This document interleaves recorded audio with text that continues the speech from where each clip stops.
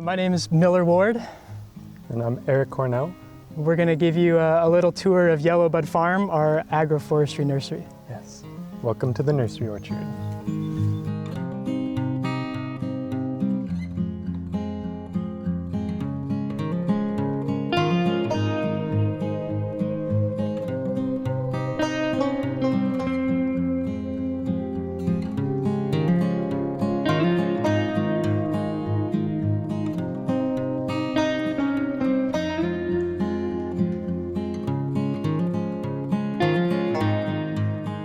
The main architecture of the planting is orchard rows at 20-foot spacing, and then 2 4-foot wide nursery beds in between each orchard row.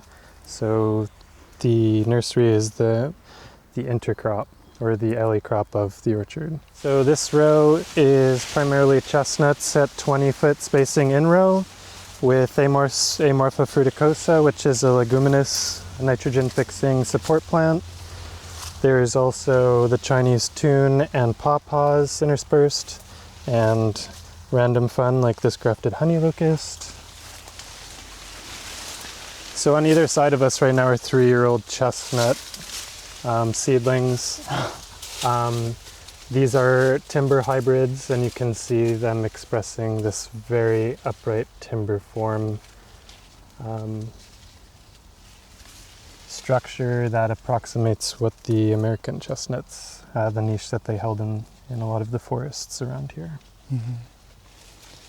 So typically we dig trees after 2 years, but just as things worked out, these chestnuts have gone a 3rd year. And to have 3-year-old chestnuts that are, what do you think that is, 11 feet tall, 10 feet tall? 9, 10, yeah. Is pretty exciting. There's a lot of trees in the nursery beds at 2 years old, let alone 3, that are flowering and producing nuts as well. Mm-hmm. And typically people say that nut species take, I mean, you can see anywhere from up to 30 years online of claims of what people say it takes to start producing food, but good genetics and good context can really produce at quite a young age. So we're excited to be growing trees in a way that they respond to really well. Yeah, so no synthetic fertilizers, herbicides. We fertilize primarily or solely with human urine from the Rich Earth Institute in Brattleboro. So you can kind of see the difference between a 2nd-year plant and a 3rd-year plant. Yeah, I mean, this is all growth this year, like 4 feet, 40 feet. And kind of like zooming out more broadly, we're just generally trying to explore patterns of intergenerational food security in a bioregional context.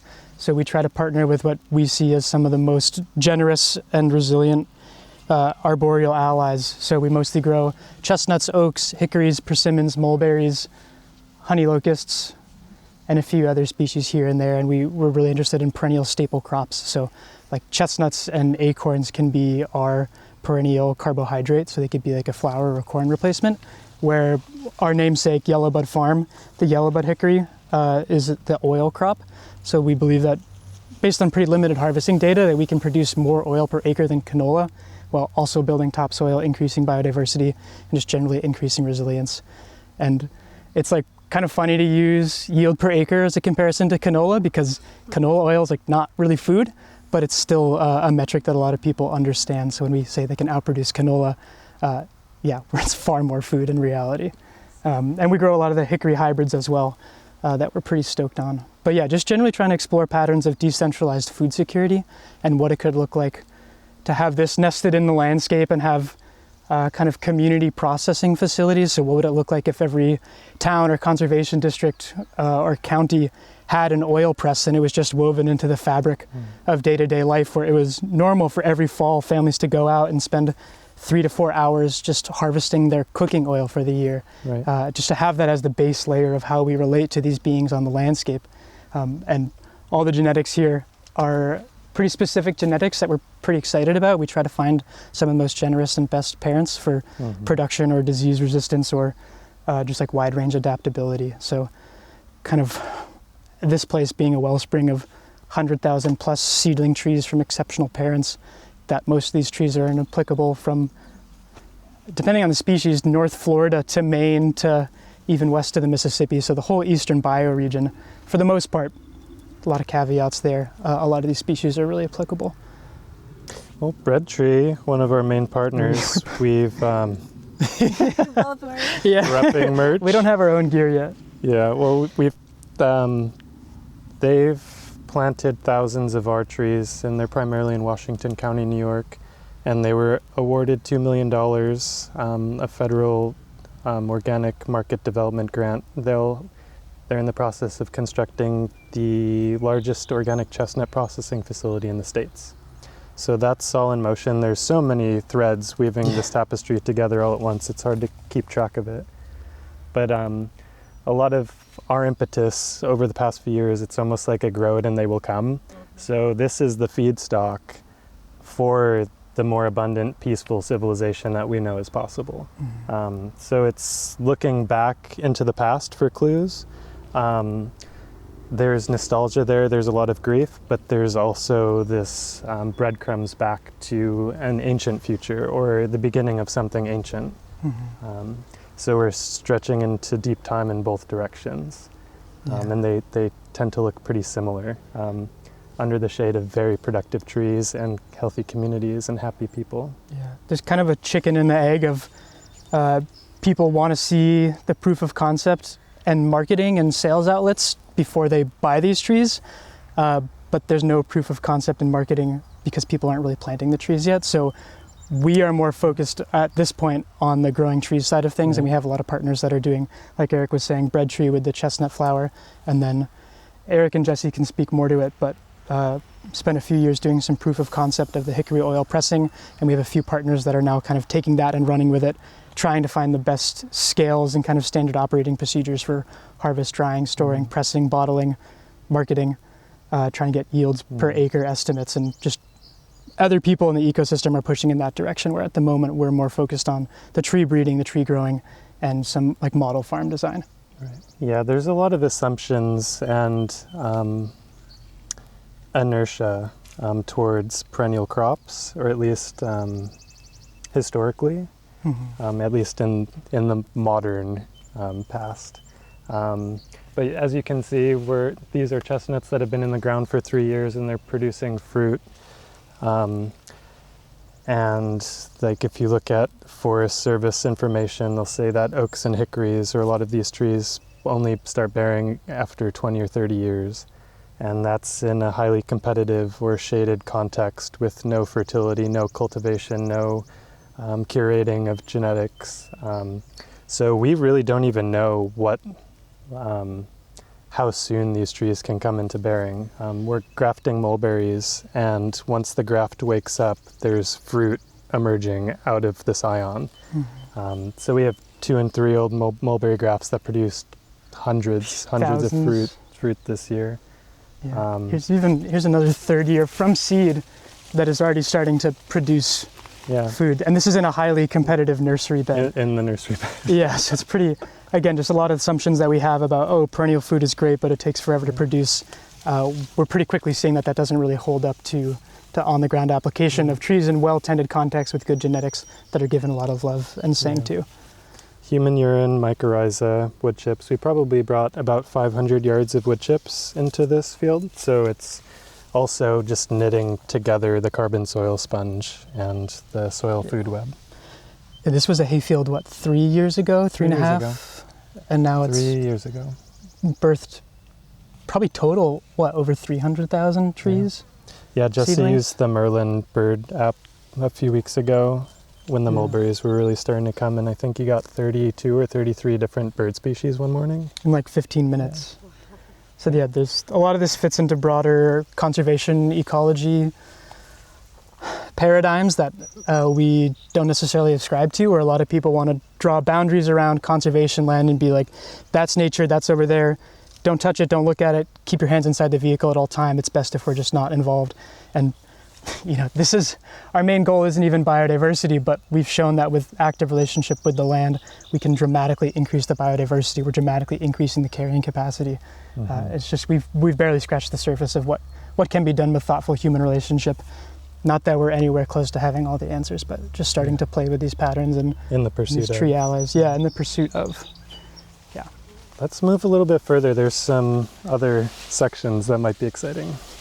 It's a small operation. We've had work parties and like meals and get people together, like volunteer days for digging. But yeah, it's been a pretty efficient operation. We've assembled, I can show you the equipment side of things with the high crop tractor and the manure spreader that we modified to be able to drive over the trees and apply mulch, and like the pallet forks on the 3-point hitch of the tractor that allows us to apply the urine and the inoculum, and then the lifter, which is over there, which allows us to straddle the beds and send a U-blade behind the tractor 24 to 30 inches underground with tines that bare root the trees. So, and then people are just picking the trees up off the ground. So it's this beautiful merging of like appropriate use of technology into fuel. In my past, I've done a lot of broad forking. I've done a lot of just like manual labor and just like have cherished that direct connection and scything, and at a certain scale, it's you're doing a detriment to the amount of potential energy or the seeding of the future, or the encouraging of the more abundant future by not integrating these opportunities. At least that's my perspective. Yeah. And that's what's allowed us to get tens of thousands of trees out into the world. Yeah, so here's a good example. There's multiple varieties grafted into this tree, and you can see the native North American Morus rubra leaf. This is the native red mulberry.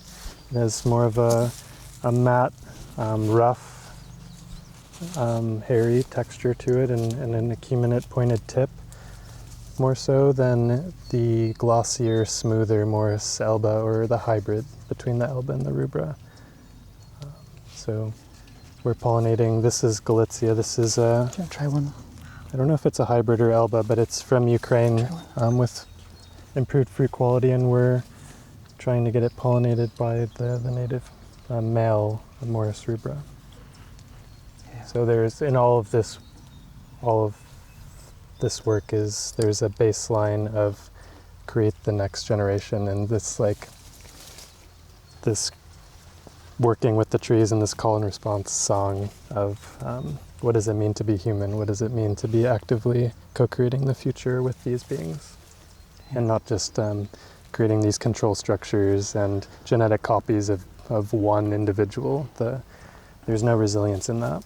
Yeah. And not only is there no resilience, it's not like a joyful experience for anybody. Yeah, putting the culture back in agriculture.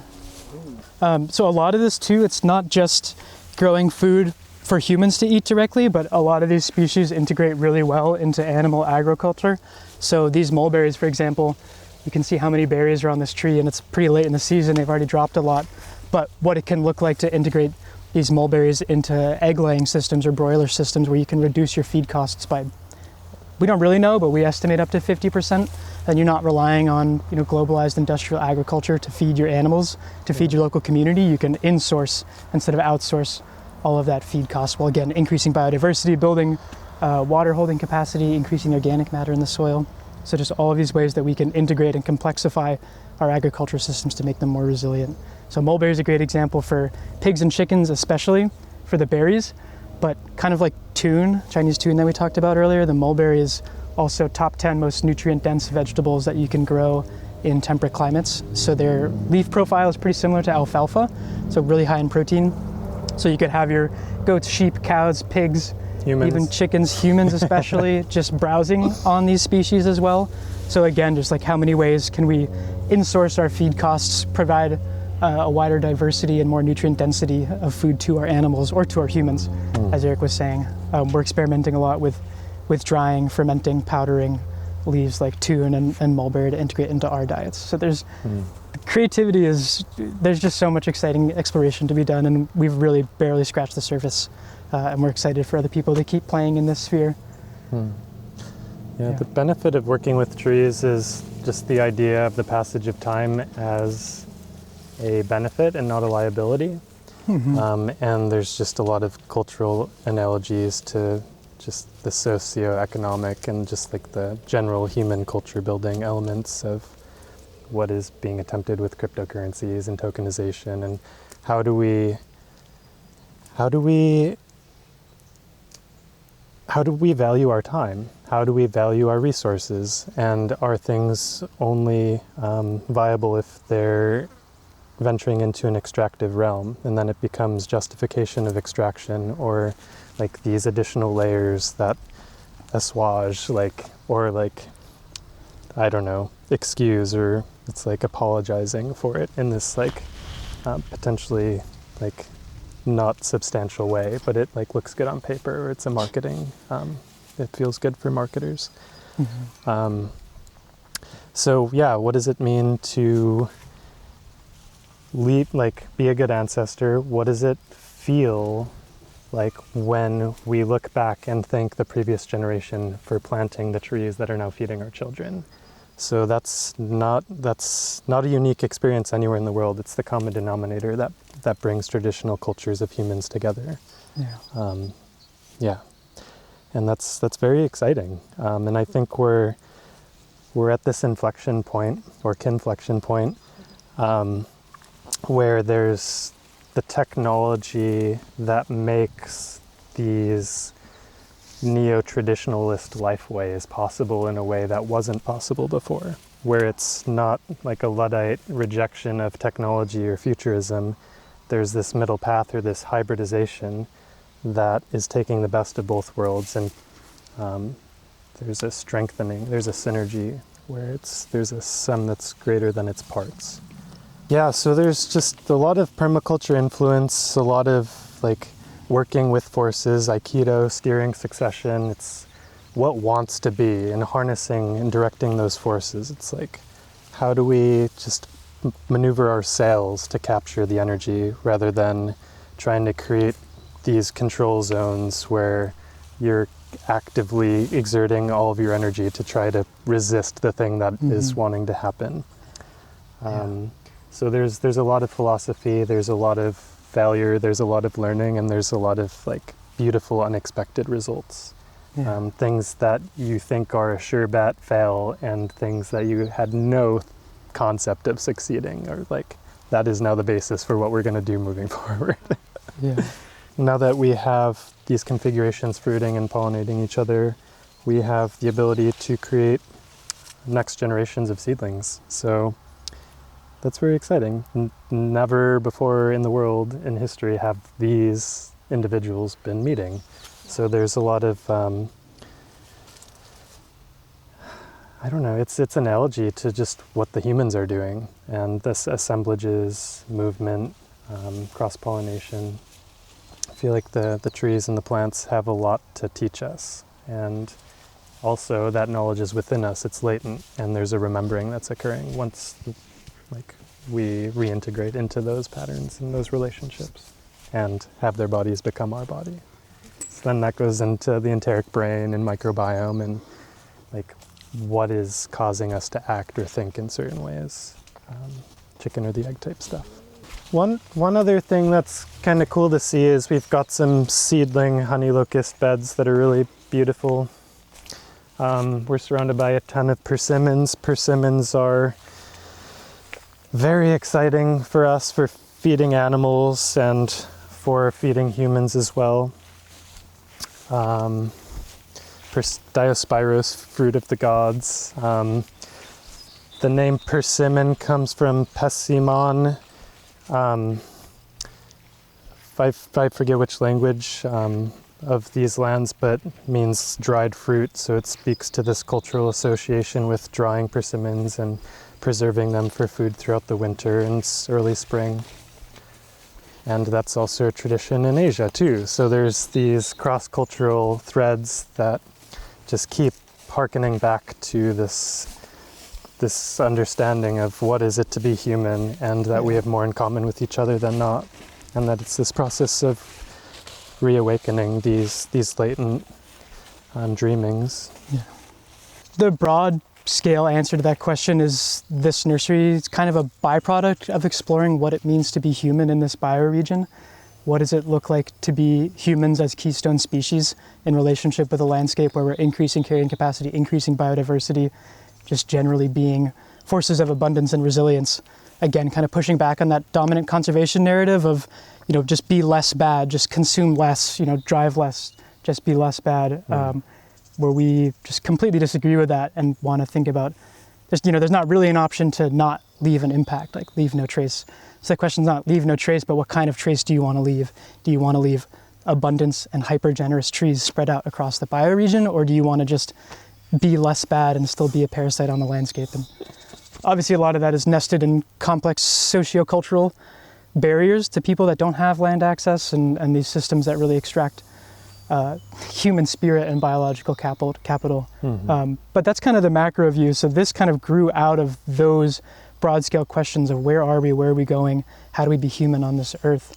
And it started out up in Vermont in White River Junction with Jesse, a lot smaller, just kind of in the backyard. And then when Eric and Jesse got together, this was the emergent property of two really passionate, stubborn people coming together and just doing it. I don't know.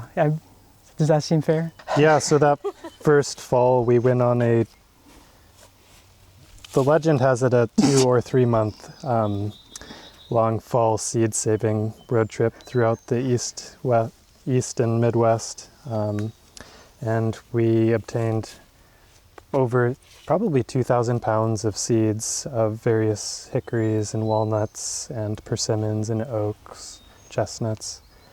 And then started this process of, all right, well, how do we now turn these into trees? So a lot of learning on how to overwinter seed, how to stratify seed, how to care for all the different species, the white oak types that want to sprout in December, and then how do you manage that? The chestnuts that want to sprout in December, January, if they have any surface moisture. Navigating that and making a lot of wild guesses on how to, from scratch, with no prior experience, create a moderately sized organic wholesale improved genetics tree crops nursery. And we did that in a place, we weren't sure if it was called Chester or Rockingham, but it turned out that it was Rockingham because there was a lot of rocks in our buddy's field where the first iteration of this nursery was born. And we learned a lot from that experience, and we still have maybe 70,000 trees there in Rockingham, Vermont. So the following season, so 23, was the first year of nursery here, and we had started the orchard the year before. In 22, the first rows of the orchard came in, and then in 23, we brought the tractor here and a buddy's tillage machine, and luckily much better soil. As you can see, there are piles of boulders that I dug out of the field. But yeah, this soil combined with the mulch, the urine and the inoculum, and just the love, just so much love for these trees. It's been a really, really beautiful learning, and I call this place the portal because it's not just making this piece of land more abundant, even for the birds, or just not even centering the humans. The portal, this land we've sent out tens of thousands of trees, we've donated thousands of trees, so it's this idea of these beings being the feedstock, or for lack of a better term, the ammunition to wage peace, is a framing that I tend to enjoy, because I really do feel like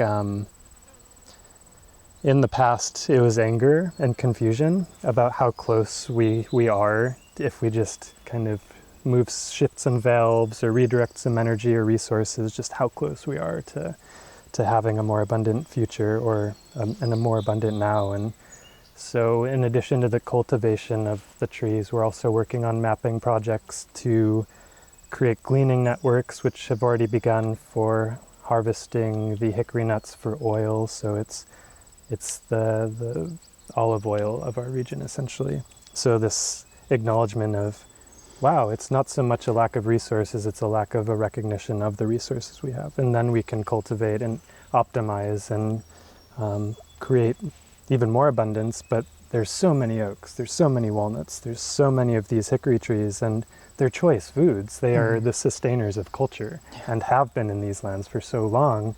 And so to be able to have the opportunity to peel that layer back and not be like pounce, extract everything. It's like, how do we forge deep, long-standing relationship with these beings and manage our forests not only for timber harvest? How do we not say, I'm anti everything that's happening right now? It's like, all right, there's Aikido. Let's work with the forces at play and see if we can bring more people into the tent, because once they understand that, like viscerally, and they experience the food of the culture and the food of the place, if you tell somebody they're doing something wrong, they're going to just dig their heels in, and that's what's going to just continue this divisive tribalism that's happening. How do we big tent? And I'm just constantly inspired by the amount of food that's everywhere. And that was the inception of how I got into the work in general, is just like that recognition that food is everywhere. And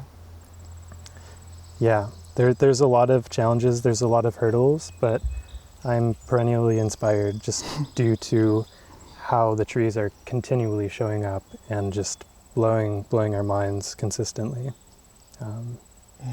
I think when we all step back and kind of think about 500 years ago on this continent, we being me, Jesse, and Eric, firmly believe that there was more human food 500 years ago, despite all the herbicides, pesticides, fungicides, fossil fuels, chemical fertilizers.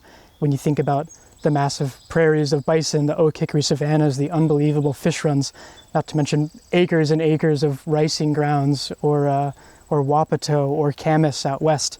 Just that kind of as the North Star of actually partnering with biological forces and being in that deep relationship, the base layer can and should be abundance and food security. So when we look out at the nursery, just a few hickory trees, one, when they get older, is more than enough cooking oil for someone for a year. One chestnut tree, if it's a good producer, maybe two, is enough carbohydrates for one person for a year.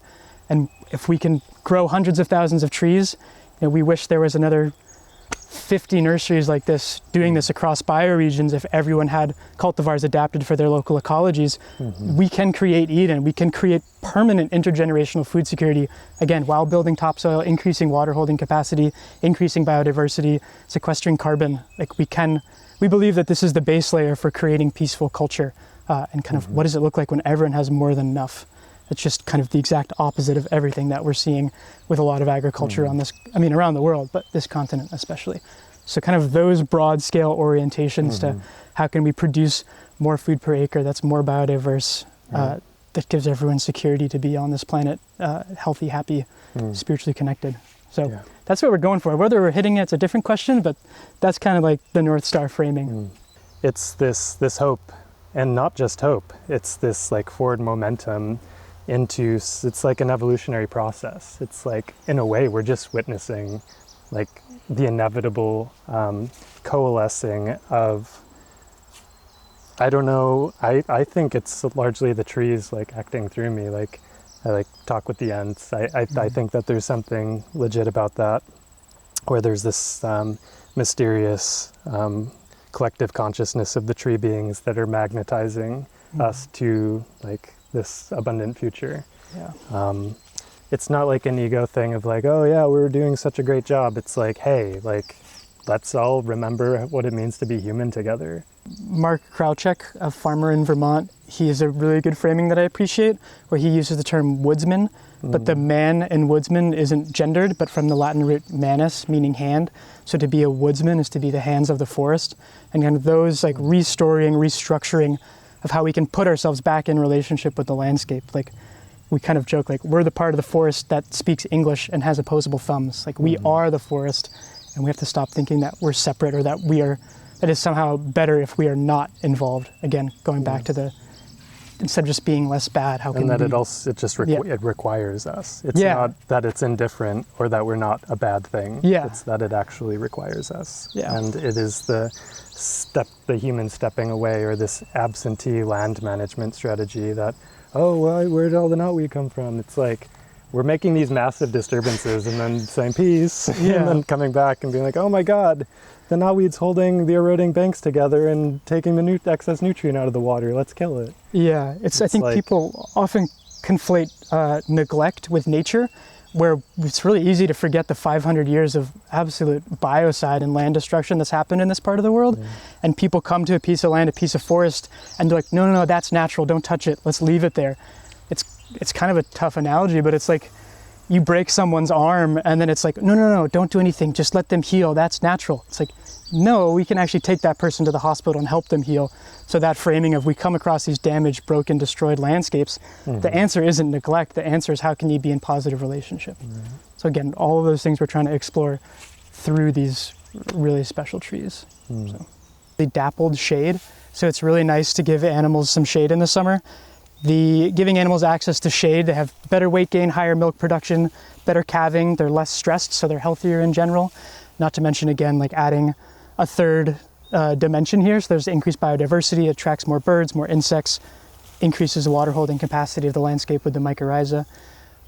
There's studies out of, I believe, Virginia that showed if you give no shade to animals as the control, and then if you give them artificial shade, they have a 20% increased daily weight gain. But if you give them shade of trees, they have a 60% increased daily weight gain. So again, kind of in this broad scale conversation where, I mean, I don't know, if I had $1 every time I saw a headline that was like, how are we going to feed 10 billion people by 2050? It's like, well, we could start farming better. We haven't even touched the upper limits of how much food, how much nutrient dense, biological healing, diversity encouraging food that we can grow on the landscape. So that's just giving shade alone to the animals, not to mention that these honey locusts produce pods that can be about yay big and up to 40% sugar. And they drop their pods from, depending where and when, what varieties you have, anywhere from October to February, March, again, depending on climate. And there's one pasture in Virginia that all the pods drop in 1 year, and most of them are biannual. So basically the average is that they can drop 2,000 pounds of pods per acre. So the trees are just basically dropping a nutritional equivalent of oats or barley for the animals. So again, thinking about how we don't need to rely on these global supply chains to get hay that comes from extractive contexts, these trees are incredibly potent. Just one of the many that we partner with here. But if there's one tree that we think can transform ruminant agriculture, it's honey locust, bar none. It's, so underexplored, so underappreciated. Yeah. But that being said, we're building on, I mean, first of all, thousands and thousands of years of indigenous breeding. There's a really cool paper called The Ghosts of Cultivation Past, where they basically see a bifurcation in the evolution of honey locusts, where indigenous cultures, if you map where some of the best honey locust trees are, perfectly line up with Cherokee settlements. So these people for thousands of years were selecting the most productive, highest sugar content, juiciest, heaviest bearing cultivars. So we're building towards thornless too. And thank you, tending towards thornless as well. So we're building off that and some people in the 1900s that were keyed into some of these trees. So it's not that no one is paying attention to these trees, it's just fewer and farther between post-colonially than we think they merit. Yeah. Honey locust is incredible. Yeah. Yeah, it's part of the disconnect with agroforestry and the beginnings of this work is that walking to a place and just seeing like acres of white tree tubes isn't inspiring. It kind of looks like a landfill, or it's like, oh wow, cool, in like 20 years something will be happening here. It's really different when you stand under a 100-year-old grafted oak or persimmon or hickory or honey locust, and the ground is like, is there grass under there? It's just like pods or persimmons or walnuts or hickory nuts. And just that sheer visceral experience of how much food is being produced by this being, and that being can be there longer than I'm alive on this planet, only increasing in its capacity to do that.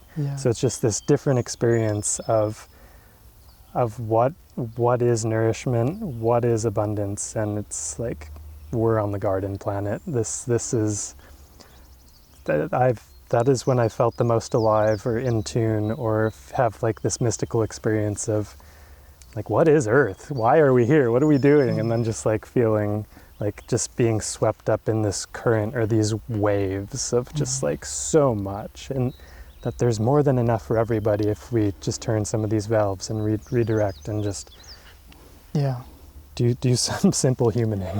Yeah, I mean, we can literally co-create environments where food is raining from the sky. Like, it's not conjecture, it's not, you know, fabrication. Like, it's happening, it's been happening, we've just been ignoring it, and we can make it happen in different tended contexts. It's not to say there isn't a lot of work to do, but there is this re-examining of like, what if work in manual labor is like a dance and there's song, and it's like, it's done with embodiment, and so it becomes our medicine to have our hands in the earth and to have such a direct relationship to bringing nourishment to the land and the non-humans and the humans at the same time. Yeah, and I can't stress enough that these trees are alive, sentient, sensing beings. Like, Western science is just catching up to a lot of indigenous knowledge. These trees can hear us. This tree knows we're here. This tree knows we're talking about them. That all of this stuff matters. And we could just plant a bunch of these trees and say, yay, we did intergenerational food security. But that really doesn't begin to kind of change more foundational layers of how we see ourselves in the world, surrounded by kin, surrounded by consciousness, instead of just humans are conscious and everyone else is kind of inert or someone else to play with and to plug to our desires. They're alive, they're sensing. I cannot stress that enough. Either you believe me or you don't, but there's plenty of Western science studies that are now confirming these things, which we knew for thousands and thousands of years. So for me, it's really important to keep that in the forefront. Like, kind of wish I opened with that, but all of that under the context that we're partnering with more than human kin. And the awareness of lineages. It's Thank You Monroe from Arkansas that was collected by Mike Gold in the 1980s and planted in Battle Creek, Michigan, and rediscovered by our buddies Alex Tanky and Zach Elfers. And we climbed this tree and collected the scion, and now she's here. And out of, I think, 500 honey locusts that were planted, there was a dissertation, like PhD something project in the 80s, two or three of the trees out of that collection were identified for having choice pods, or like potential for where they were like exceptional in some degree to just being the thornless, high sugar, big pod producing trees. So there's the 8,000 years of this understanding of, oh wow, this was really important. Like, humans co-evolved with these trees, that we became human in relationship to these beings, to then having like this resurgent in more modern history where like we're standing on the shoulders of giants, known and unknown, and how grateful for all of the humans who hello. Hi, friend. No, you're loud. I can hear it. Yeah. I think something that's the cosmic joke, irony, pain, especially with honey locust, is that physically where the Pentagon is now was a honey locust breeding site. So when we talk about waging peace, it's like, I use laughable. that for a reason, because of there's a cosmic joke happening, or I don't know if it's a joke or not, but yeah, a lot of layers. The parking lot of the Pentagon was the Arlington experiment farm. Yeah, so you can see this is an example of us giving the sheep access to shade. So they're grazing in the orchard alleys when and where they can. And I should have mentioned that the 60% weight gain in the grass that grows in the shade of these, in the Northeast, we only really have cool season grasses, and they tend to slow down in the summer heat, and then they also have a higher lignin content, so they get woodier.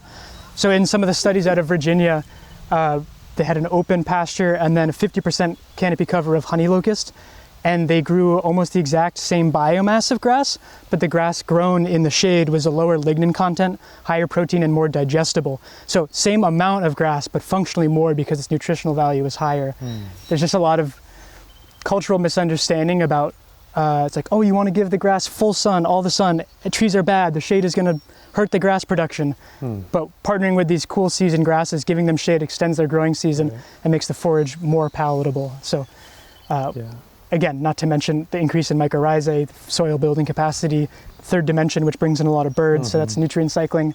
Right. But just a lot of potency of just giving animals shade, and then again, if that shade happens to be dumping hundreds or thousands of pounds of food per year, it's just a no-brainer. Not that it's easy, but it's a no-brainer of what directions we could be trending in. There's a learning curve. Yeah. It's we also don't want to like oversimplify things. Like, it's not just about planting trees. It's like planting very specific trees and making sure that it's like in appropriate soils, appropriate context, and like understanding that. Like if you think that it's just buying trees and putting them in the ground, like you might have massive losses. It's something that there's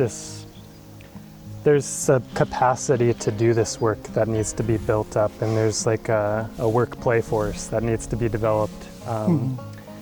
There is a learning curve, but like the sky is the limit. Like, it's like the cliche, we're only using 10% of our brain. Like, we're using 1% of like the abundance of these landscapes. Using might not be the right framing, but this is the garden planet. There is like an embodied remembering of what is our place here, and what is stewardship, and what does the future look like if we turn in that direction.